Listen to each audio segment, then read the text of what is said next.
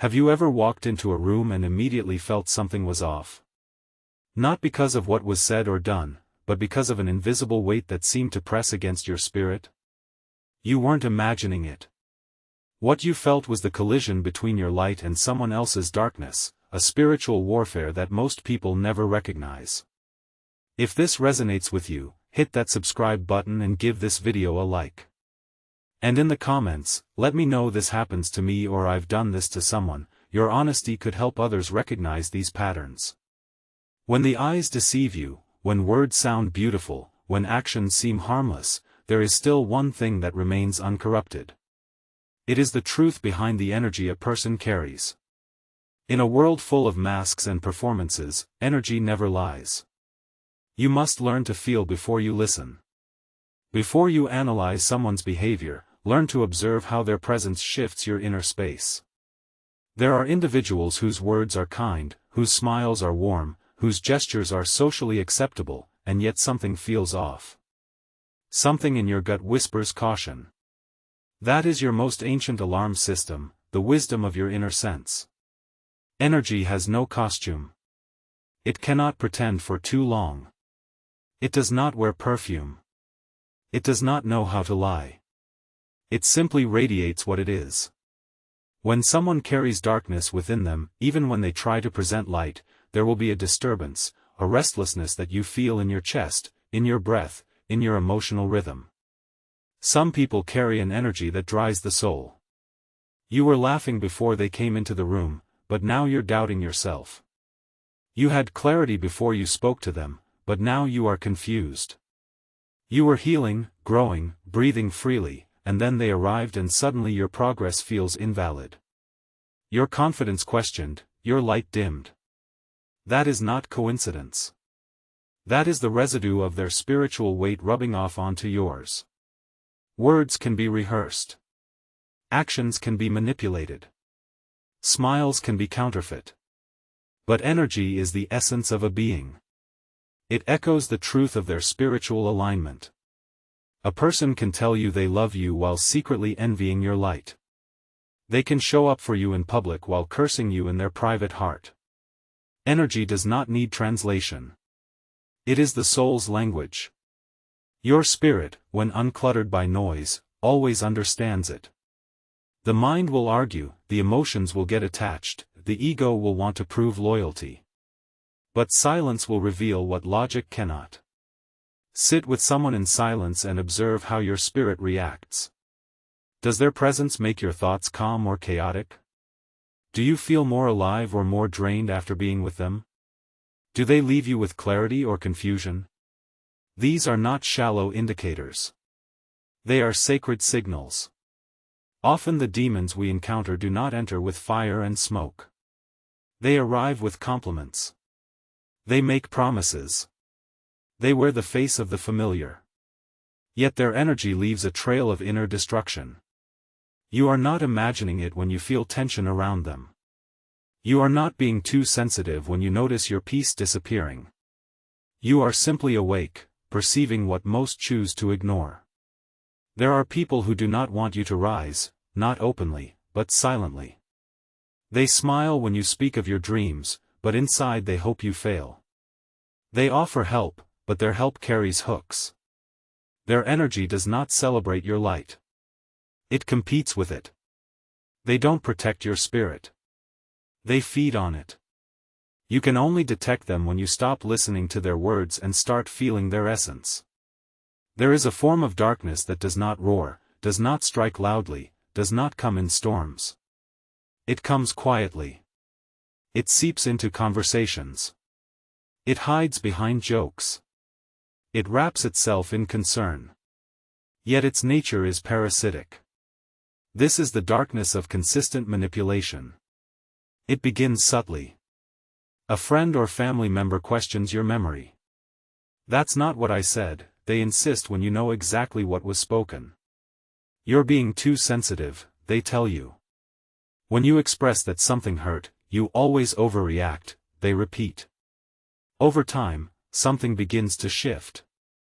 Not in them, but in you. You begin to question yourself. You replay situations in your mind, not once, but over and over. You apologize more often, even when you're not sure what you did. You seek their validation, as though without it, your own sense of truth is incomplete. This is the slow erosion of your inner compass by someone who thrives on control, not connection. A manipulator does not need power in obvious ways. They don't raise their voice. They lower your confidence. They don't chain your body. They weaken your belief in your own perception. Manipulation is spiritual poison. It does not aim to destroy you in one moment. It aims to reshape how you see yourself so that you become easier to control, easier to dominate, easier to silence. Not all darkness appears as chaos. Some darkness simply feels like emptiness. The most dangerous presence is not always the one that attacks you, but the one that slowly disconnects you from your inner light.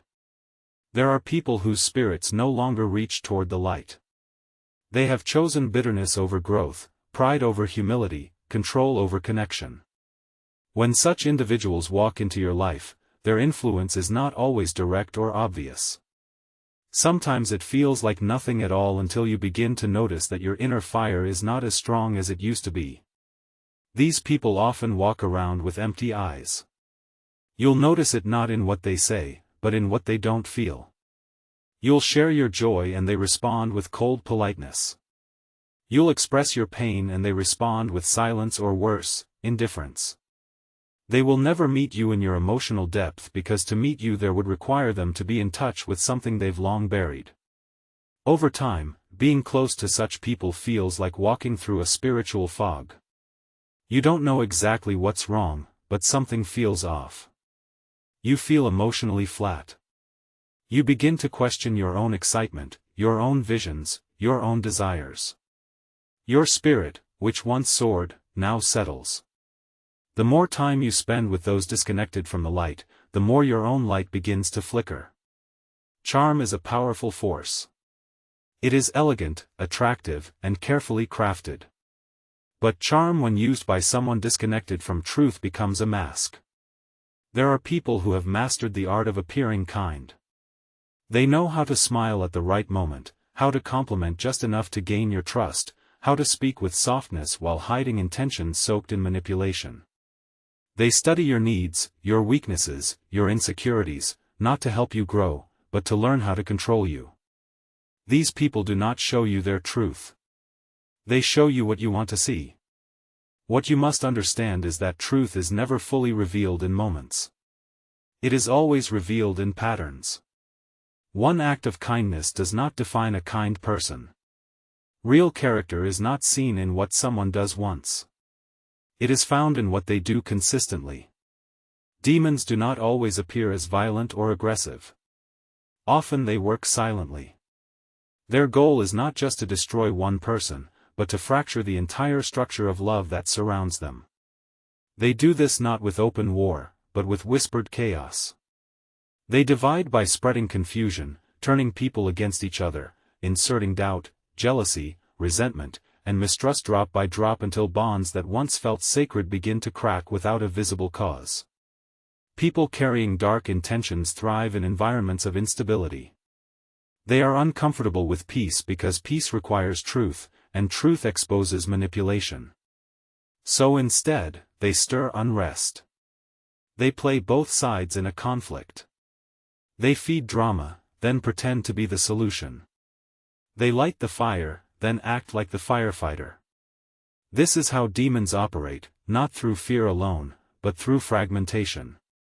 They do not need to attack you directly. They only need to disconnect you from those who uplift you. Once you're isolated, you are easier to influence, easier to manipulate, easier to break. The most telling sign of spiritual darkness is the presence of fear. Not fear that protects, but fear that controls. When the energy is dark, when it carries hidden agendas, unresolved pain or demonic intention, it does not give you wings. It clips your voice. It does not make you feel alive. It makes you afraid to be who you are. A dark presence does not empower, it suffocates. You begin to censor your thoughts, walk on emotional eggshells, minimize your truth just to keep the peace.